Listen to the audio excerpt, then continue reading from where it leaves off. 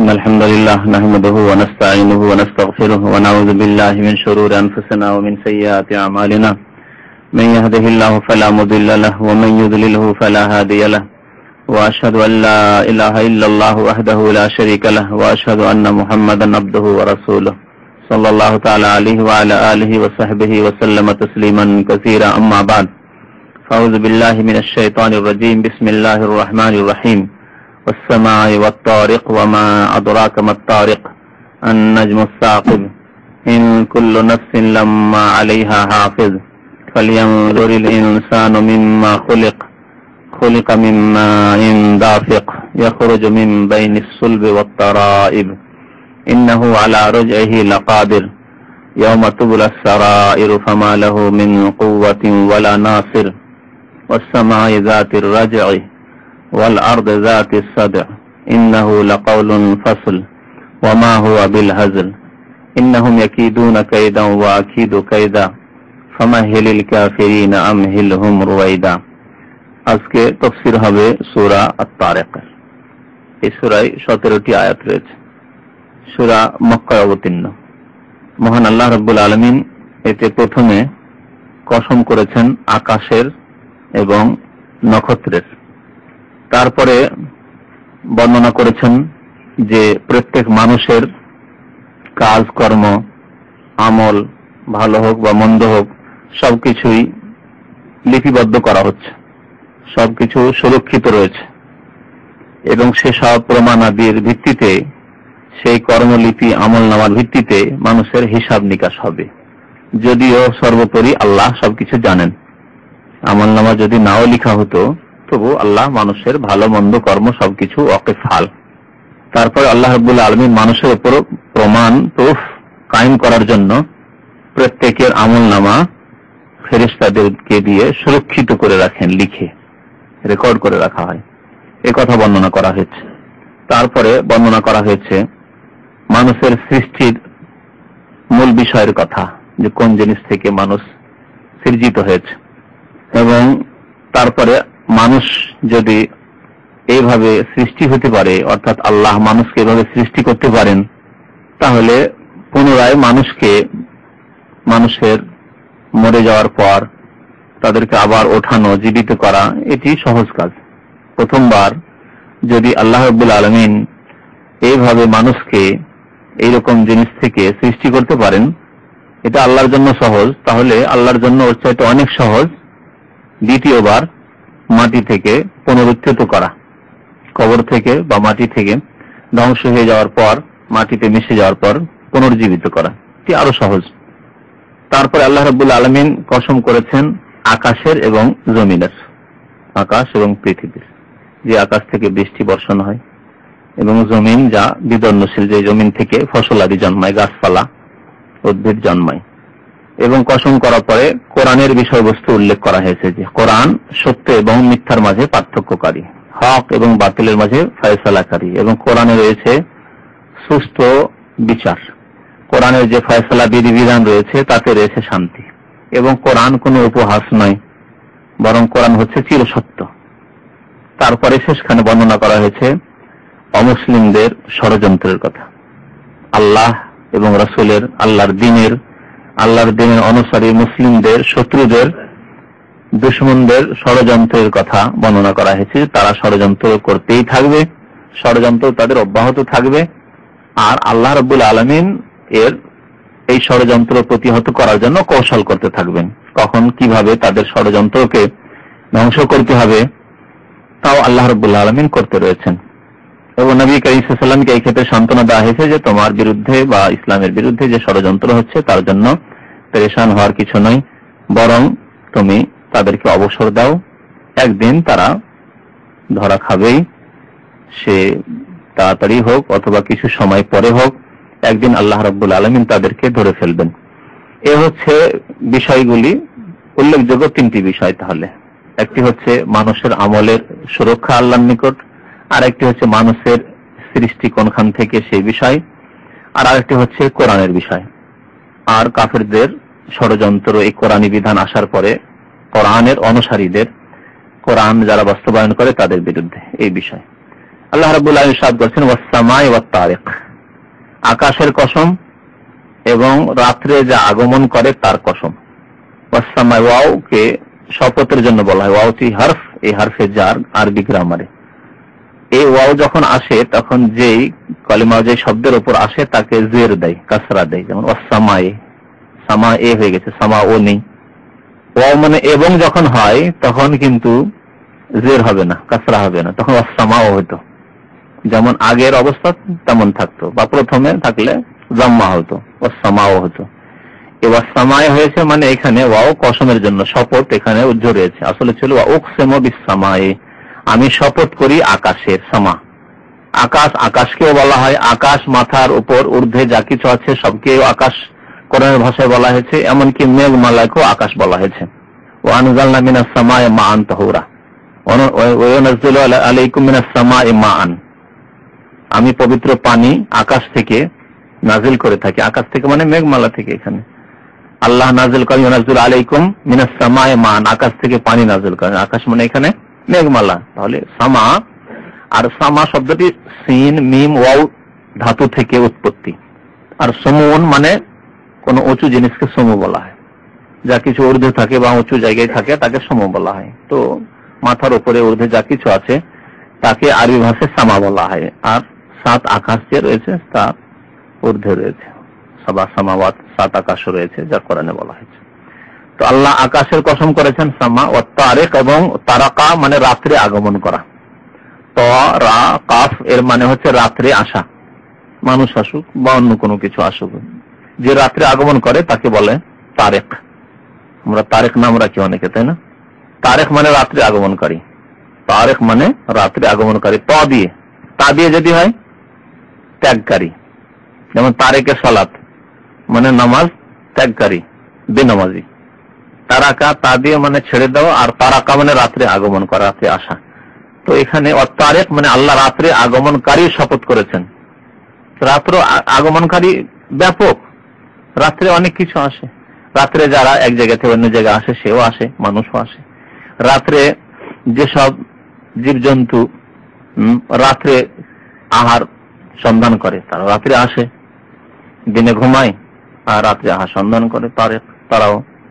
যা দিনে দেখা যায় না রাত্রে দেখা যায়, যেমন চন্দ্র, যেমন নক্ষত্র, তারকা, গ্রহ, এগুলো তারেক, রাত্রে দেখা যায় শুধু, দিনের আলো সূর্যের আলো দেখা যায় না, তারেক।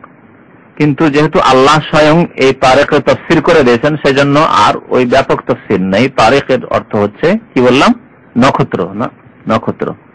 আল্লাহ জিজ্ঞেস করেছেন, আল্লাহ তার জবাব দিয়েছেন যে তারেক কি। ওমা আদরাকা মাত তারেক, হে নবী তুমি জানো কি মাত তারেক, তারেক কি, রাত্রে আগমনকারী কি? জবাব দিচ্ছেন আল্লাহ জিজ্ঞেস করার পরে, আন নাজমুস সাকিব, উজ্জ্বল নক্ষত্র। উজ্জ্বল নক্ষত্র কোন বিশেষ একটি নক্ষত্র হতে পারে, যেমন ধ্রুব তারা এও হতে পারে, আর যেমন অনেকে বলেছেন সুরাইয়া, ধ্রুব তারাকে আরবিতে সুরাইয়া বলে। তো ধ্রুব তারাও হতে পারে, আর যে কোনো নক্ষত্র হতে পারে। আন নাজমুস সাকিব, উজ্জ্বল তারকা হচ্ছে তারেক, যা রাত্রে দেখা যায়, দিন হলে চোখের আড়ালে চলে যায়, দেখতে পাওয়া যায় না। তাহলে আল্লাহ রাব্বুল আলামিন আকাশের কসম করলেন, আর কিসের? নক্ষত্রের কসম করলেন যা রাত্রে আগমন করে। ইন কুল্লু নাফসিন লাম্মা আলাইহা হাফেজ, এখানে ইন মানে না। ইনের দুটি অর্থ, একটি যদি হয় আর একটি না হয়, না বাচক অর্থ হয়। তো বাক্য হিসাবে যখন যে রকমের কথা রয়েছে তখন সেই রকমের অর্থ ধরতে হবে। এখানে তাফসীরকারগণ ইন মানে না বলেছেন। ইন কুল্লু নাফসিন, এমন কোন ব্যক্তি নেই। ইন কুল্লু নাফসিন মানে এমন কোন ব্যক্তি নেই। লাম্মা আলাইহা হাফেজ, যে যার ওপর সুরক্ষাকারী নিযুক্ত নেই। শাব্দিক অর্থ করলাম, মানে প্রত্যেক ব্যক্তির উপর, ভাব অর্থ এখন করুন, প্রত্যেক ব্যক্তির উপর একজন সুরক্ষাকারী নিযুক্ত রয়েছে। প্রত্যেক ব্যক্তির উপর একজন সুরক্ষাকারী নিযুক্ত রয়েছে। এই সুরক্ষাকারী কে? এই দুটি তাফসীর করা হয়েছে। একটি তাফসীরের দিকে ইঙ্গিত করেছি যখন বিষয়বস্তু সম্পর্কে বলছিলাম প্রথমে, তখন তা হচ্ছে ফেরেশতাগণ যারা আমলনামা সংরক্ষণ করে, লিখে রাখে, রেকর্ড করে। তো তাদের সংখ্যা তো এক নয়, কি এখানে এক বচন বলা হয়েছে, অন্য জায়গায় বহু বচন বলা হয়েছে, ঠিক না? আর আরেক জায়গায় 2 ফেরেশতার কথা বলা হয়েছে কোরআনে। কোরআনের এইরকম ভঙ্গি রয়েছে কোরআনে। যেমন মালাকুল মউতের ক্ষেত্রে বলা হয়েছে, মরণের ফেরেশতাদের ক্ষেত্রে এক জায়গায় একজনের কথা বলা হয়েছে, ইয়াতাওয়াফাকুম মালাকুল মউত, তোমাদেরকে মরণের ফেরেশতা, এক বচন মালাক, মরণের ফেরেশতা তোমাদেরকে মৃত্যু দান করে থাকেন, তোমাদের জান কবজ করে থাকেন। আর অন্য জায়গায় বলা হয়েছে তাওয়াফাতু রাসূলুনা, আমার রাসূলগণ অর্থাৎ ফেরেশতাগণ মরণ দিয়ে থাকেন, মানে জান কবজ করে থাকেন, রূহ কবজ করে থাকেন। তাওয়াফাতু রাসূলুনা, রাসূলের বহুবচন, এখানে রাসূল ব্যবহার করা হয়েছে। একজন হচ্ছে ফেরেশতা মালাকুল মউত, সে নেতা মরণের, যে মালাকুল মউত, আর তার অনেক সহযোগী রয়েছেন। তাওয়াফাতু রাসূলুনা কোরআনে আয়াত প্রমাণ করে। ঠিক তেমনি হাফেজ আল্লাহ রাব্বুল আলামিন এক বচন বলেছেন যে সুরক্ষাকারী রয়েছে। সুরক্ষাকারী এখানে সংখ্যা উদ্দেশ্য করে, সুরক্ষাকারী রয়েছে যারা সংরক্ষণ করে রাখে কি কি আমল হলো, কি কর্ম হলো, কি কথা বললেন, সে কথা হোক অথবা কর্ম হোক। কথা হোক, কথার ওপর নেকি গুনাহ রয়েছে, আর কর্মের ওপর, আমলের ওপর নেকি এবং গুনাহ রয়েছে, সওয়াব এবং পাপ রয়েছে। সূরা কাফে আল্লাহ বলেছে ইয ইয়াতালাক্কাল মুতালাক্কিয়ানি আনিল ইয়ামিনি ওয়া আনিশ শিমালি কাঈদ, দুই ফেরেশতা ডান দিকে ও বাম দিকে বসে রয়েছে। মা ইয়ালফিযু মিন কাওলিন ইল্লা লাদাইহি রাকিবুন আতীদ, এমন কোন কথা মানুষের মুখ দিয়ে উচ্চারণ হয় না, আর কথার সাথে সাথে আমল যে কোনো কর্ম হয়, লাদাইহি রাকিবুন, তারা প্রস্তুত রয়েছে রেকর্ড করার জন্য। মুতালাক্কিয়ান বলা হয়েছে দ্বিবচন। আমপরা আরেকটি সূরায় রয়েছে কিরামান ওয়া ইন্না আলাইকুম লাহাফিজিন, ওয়া ইন্না আলাইকুম লাহাফিজিন কিরামান কাতিবিন, সূরা মুতাফফিফিন। ওয়া ইন্না আলাইকুম লাহাফিজিন কিরামান কাতিবিন, তোমাদের উপর সুরক্ষাকারী গণ রয়েছেন। হাফেজের জমা হচ্ছে হাফেজিন বা হাফেজুন, যেমন সাদেকের জমা সাদেকিন বা সাদেকুন, তাহলে সাবেরের জমা সাবেরিন সাবেরুন, ওইরকম ওয়া ইন্না আলাইকুম লাহাফিজিন, তোমাদের উপর সুরক্ষাগণ নিযুক্ত রয়েছেন, কিরামান কাতিবিন, তারা সম্মানিত ফেরেশতাবৃন্দ, কাতিবিন এবং লেখক বৃন্দ, লিখেন তারা, এবং কিরাম তারা সম্মানীয়, কিরামান কাতিবিন ইয়ালামুনা মা তাফআলুন, তোমরা যা করো তা তারা জানতে পারে, যে কি করছো লিখে রেকর্ড করে তারা। তো এখানে ওই হাফেজের কথা বলা হয়েছে একটি তাফসীর। আর একটি তাফসীর, হাফেজ এক বচন যদি ধরা হয় যে এক বচনই, তাহলে সেই তাফসীরে এখানে আমলনামা লিখছেন ওই ফেরেশতার কথা বলা হয়নি, এখানে হেফাজতকারী, সুরক্ষাকারী, বডিগার্ড, এই তাফসীর রয়েছে। প্রত্যেক মানুষের সাথে তার হেফাজতকারী একজন ফেরেশতা নিযুক্ত আছে। বিপদ আপদের সম্মুখীন হলে আল্লাহ যদি তার তকদিরে ওই বিপদ না রাখে, সে ফেরেশতা তার বিপদ দূর করে, মানে হেফাজত করে। অ্যাক্সিডেন্ট হলো, আশেপাশে সবাই মরে গেছে, লোকটির কিছু হয়নি, দেখা যায় অনেক সময় যায় না। কয়েকদিন আগে একটা ঘটনা শুনলাম, অ্যাক্সিডেন্টে স্বামী স্ত্রী দুজন আহত হয়েছে, ছোট্ট বাচ্চা, যেটা কিছু হয়নি, কিছু হয়নি তার। তো এই হাফেজের অর্থ, এই অর্থ তাফসীরকারগণ করেছেন দ্বিতীয় তাফসীর, যে প্রত্যেক মানুষের সাথে তার হেফাজতকারী আছে। যখন তার তাকদীরে আছে যে না এই অ্যাক্সিডেন্ট ঘটবেই, মৃত্যু পৌঁছে গেছে, মৃত্যু মুহূর্ত, আজাল নির্দিষ্ট সময় মরণে পৌঁছে গেছে, তখন তো আর হেফাজত করবে না সে, যেহেতু তোমার ভাগ্যে এটা আছে, হইতেই হবে এটা। আর ভাগ্য নেই, অথচ অ্যাক্সিডেন্ট হয়ে গেল, হেফাজত করতে হবে ওই ফেরেশতা, তখন বাঁচান, কিভাবে বাঁচাতে হয়। শুধু এটা অ্যাক্সিডেন্টের ক্ষেত্রে নয়, মানে গাড়ি অ্যাক্সিডেন্টের ক্ষেত্রে নয়, অন্য দুর্ঘটনা হতে পারে। চোর ডাকাতে ঘিরে নিয়েছে, মারবে, শেষ মুহূর্তে মেরিয়ে দিবে, বাঁচার কোনো উপায় নেই। নিরুপায় ব্যক্তি, মুত্তার, কোরআনের ভাষা আল্লাহ বলেছেন সেই ব্যক্তিকে আম্মা ইউজিবুল মুত্তার, নিরুপায়ের দোয়া আল্লাহ শোনেন, কে উদ্ধার করতে পারে নিরুপায় ব্যক্তিকে, মুত্তারকে। তখন ওই ফেরেশতা উদ্ধার করেন। কিভাবে উদ্ধার করেন? যেভাবে উদ্ধার করতে হয় ফেরেশতা জানেন সেটা, কিভাবে তাকে উদ্ধার করতে হবে সেখান থেকে। তাদেরকে প্রতিহত করে হোক, তাদেরকে মেরে দিয়ে হোক, সাপের দংশনের মাধ্যমে তাদেরকে মেরে দিয়ে হোক, যে কোনো ভাবে তাদেরকে মেরে দিয়ে হোক, বা তাদের মনের অবস্থা পাল্টে দেয়, ছেড়েই দাও লোকটিকে, যা তার তো টাকা পয়সা নিয়ে নিলাম, ছেড়েই দাও, যেভাবে হোক না কেন। ইন কুল্লু নাফসিন লাম্মা আলাইহা হাফিজ, প্রত্যেক মানুষের ওপর হেফাজতকারী নিযুক্ত রয়েছে। তাহলে হেফাজতকারী দুই রকম, এক হচ্ছে তার বডিগার্ড হেফাজতকারী ফেরেশতা, অথবা তার আমলের হেফাজতকারী, আমল সুরক্ষাকারী ফেরেশতা।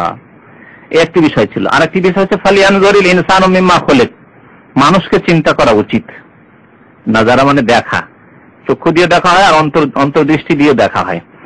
তো এখানে বলা হয়েছে মানুষ দেখুক, মানে চিন্তা করুক, চিন্তা করুক। মিম্মা খুলিক, কোন জিনিস থেকে সে সৃজিত হয়েছে। মিম্মা খুলিক, মিন আইয়ি শাইইন খুলিক, কোন বস্তু থেকে তাকে সৃষ্টি করা হয়েছে। চিন্তা কর, যতই শক্তিশালী হয়ে যাও না কেন, যদি প্রথম অবস্থা চিন্তা করো যে তুমি ছিলে কি, বয়স 30 বছর, 30 বছর আগে যখন মায়ের গর্ভে প্রথম দিন এসেছিলে তখন তোমার নাম কি ছিল? তোমার নাম ছিল বীর্য, মানি। তোমার নাম আব্দুল্লাহ, আব্দুর রহিমও ছিল না, আর তোমার নাম বুশও ছিল না, তোমার নাম ফেরাউনও ছিল না। তোমার নাম কি ছিল? বীর্য, মানি। তখন মানি ছিল তোমার নাম।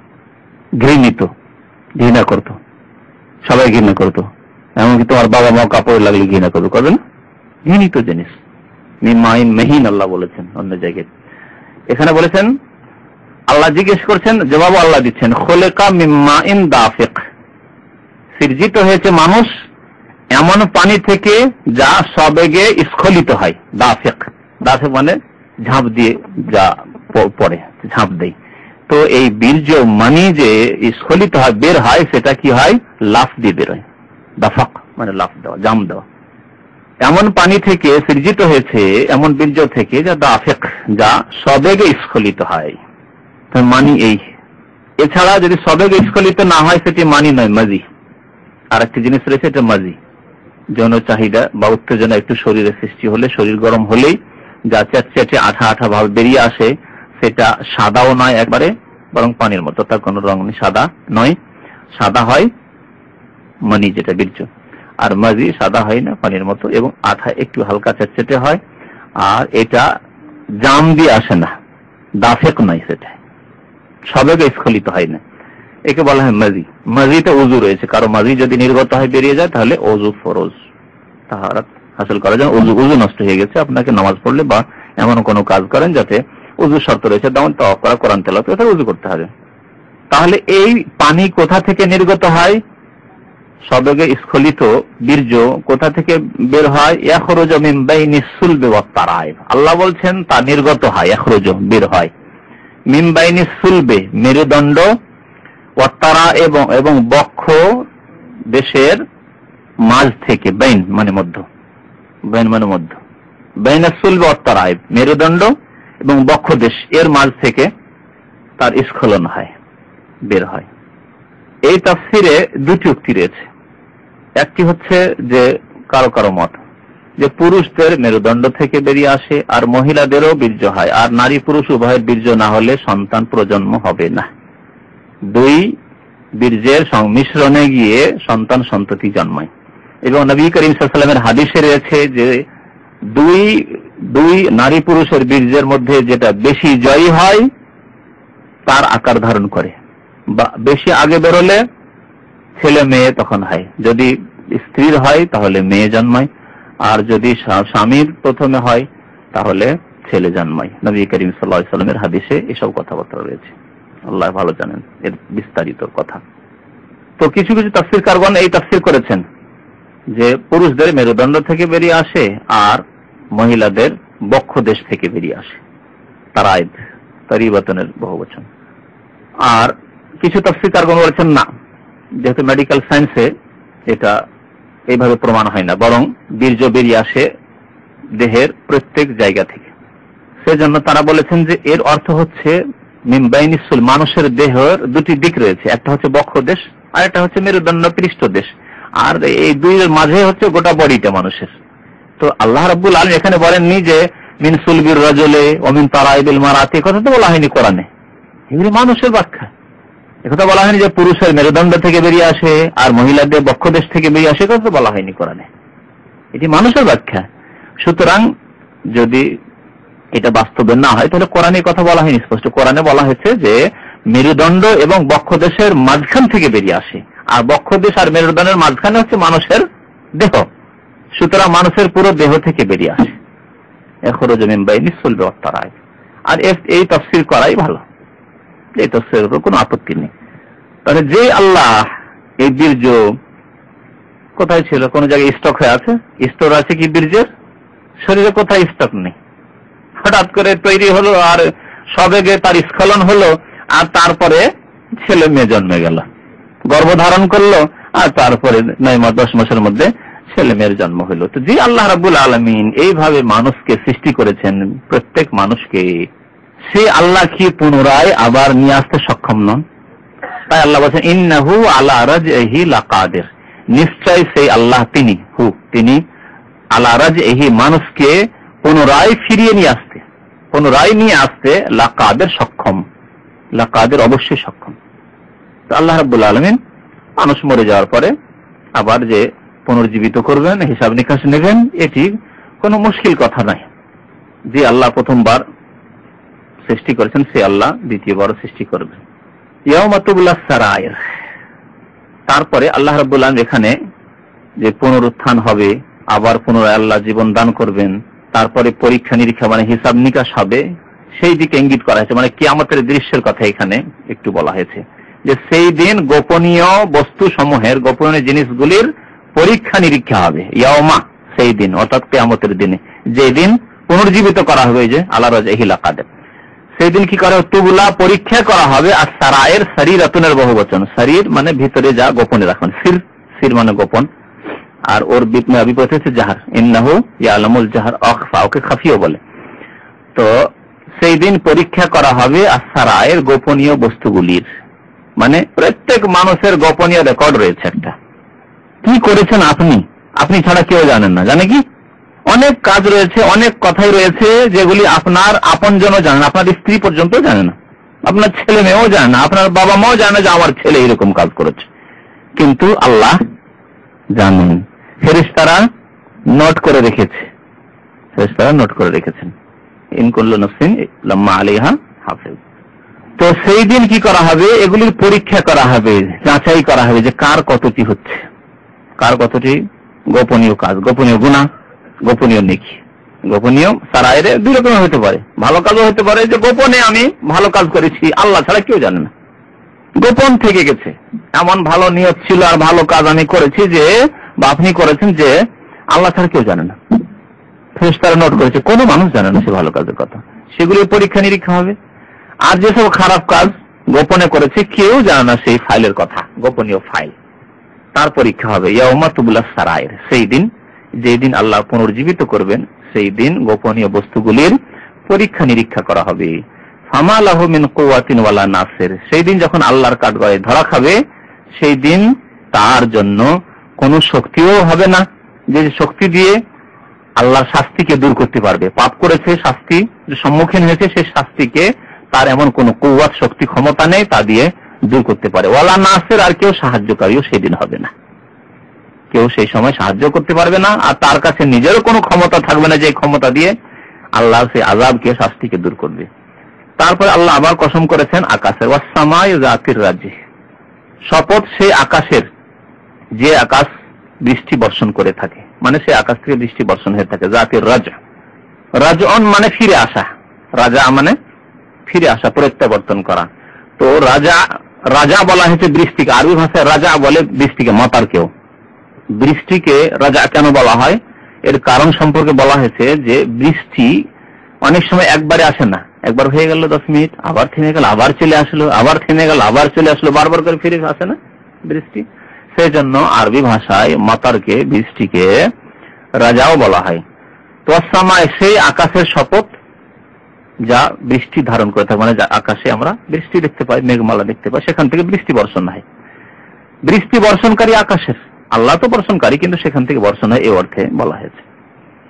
আর কেউ কেউ বলেছেন যে রাজঅন মানে যেহেতু প্রত্যাবর্তন, ফিরে আসা, তো চক্রশীল অনুবাদ করেছেন কেউ কেউ, শপথ চক্রশীল আকাশের, চক্রশীল আকাশের।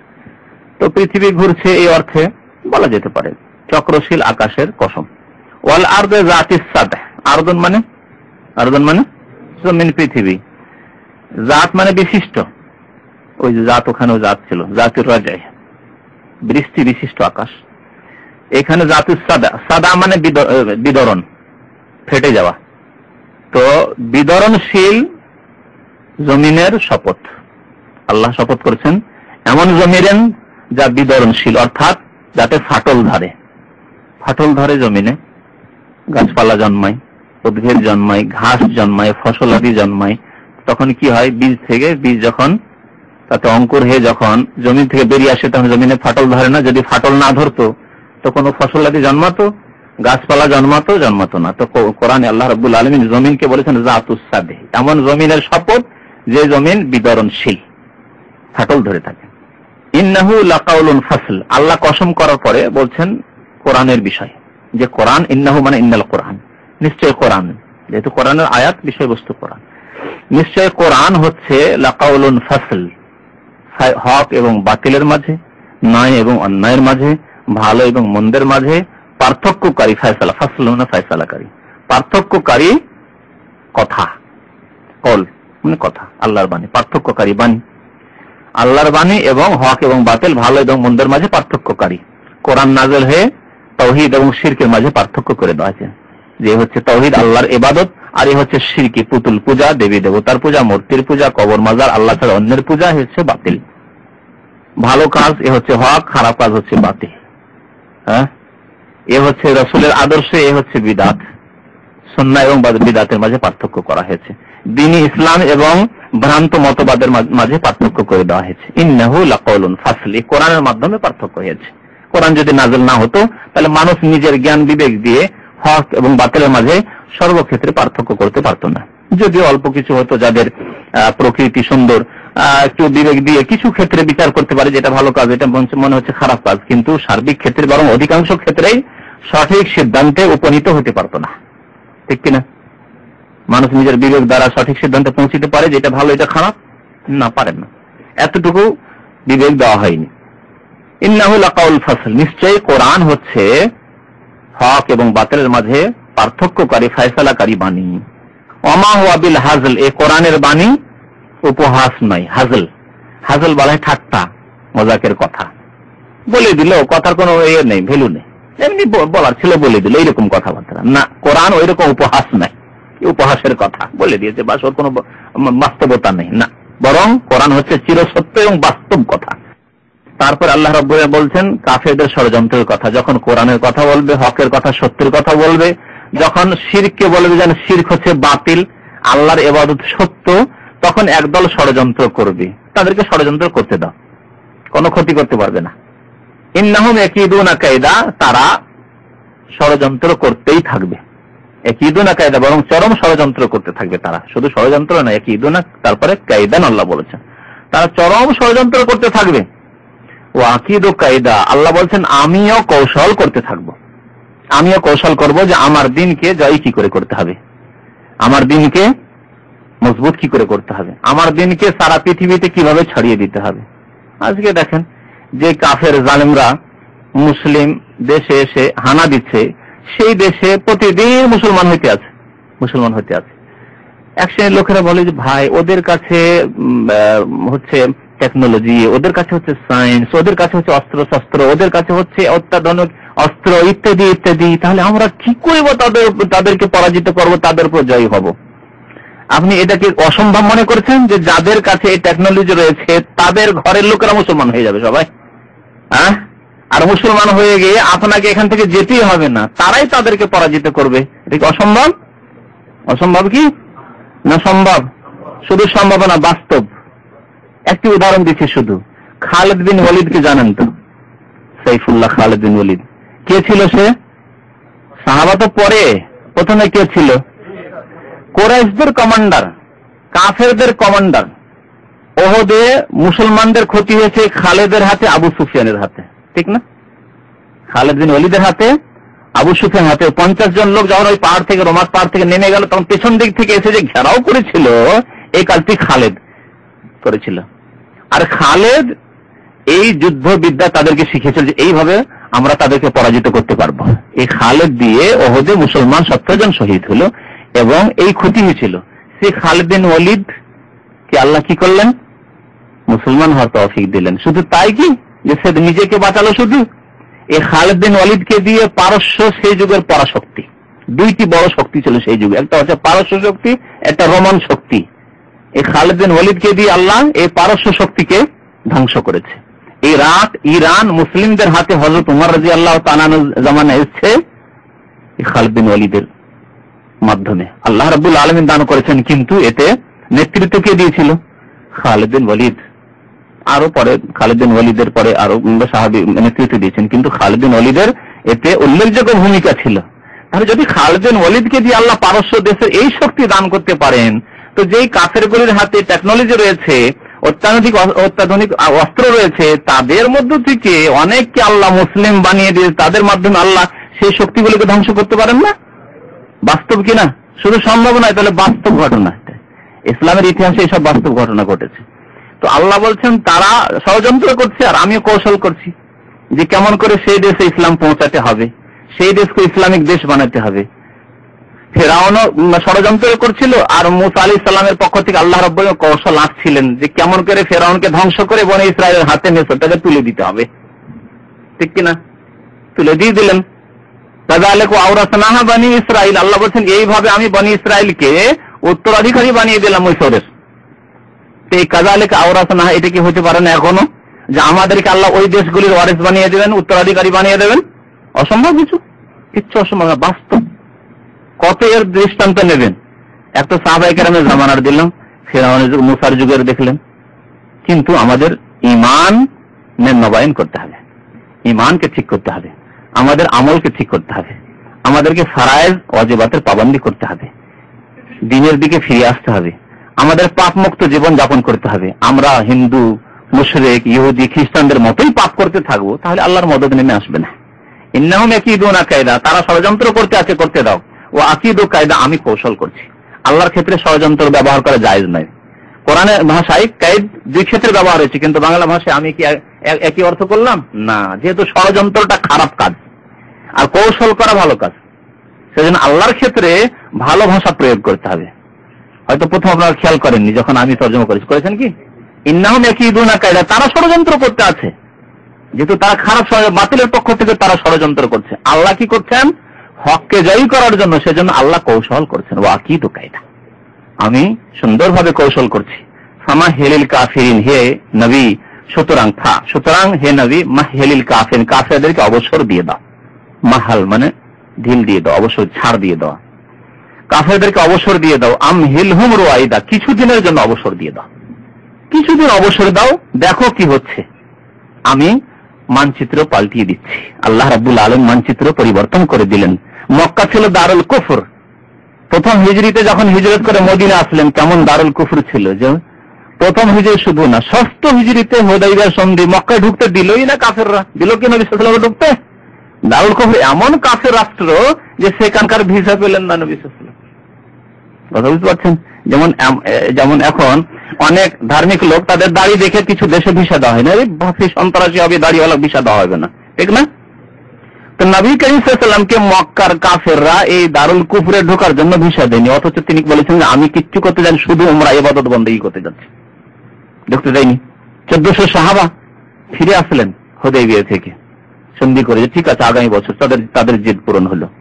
3 দিনের জন্য আগামী বছর আসবে, কিন্তু অস্ত্র নিয়ে নয়, আর অস্ত্র থাকে ভিতরে ঢোকানো থাকবে, খোলা থাকবে না, আর 3 দিনের মধ্যে বেরিয়ে যেতে হবে। 3 দিন হতে যাচ্ছে, 3 দিন এখনো শেষ হয়নি, বলছে আম্মা তোমার সাথীদেরকে নিয়ে বেরিয়ে যাও, 3 দিন হতে যাচ্ছে, কিন্তু আগে ওয়ার্নিং দিচ্ছে কাফেররা। এটা 6ষ্ঠ হিজরি, তাই না? 7ম হিজরি পার হচ্ছে 8ম হিজরি, কতদিন? 1.5 বছরের, 1.5 বছরের মধ্যেই এমন অবস্থার পরিবর্তন হলো যে নবী করিম সাল্লাল্লাহু আলাইহি ওয়াসাল্লাম একজন বিজয়ী পুরুষ হয়ে সাহাবায়ে কেরামদেরকে নিয়ে ফতেহ মক্কা করলেন, মক্কা বিজয় করলেন, এবং বললেন যে তোমরা কি মনে করো যে মা আনা ফাইলুন বিকুম, তোমাদের সাথে আমি কি করতে পারি, কি আশা রাখো আমার কাছ থেকে তোমরা?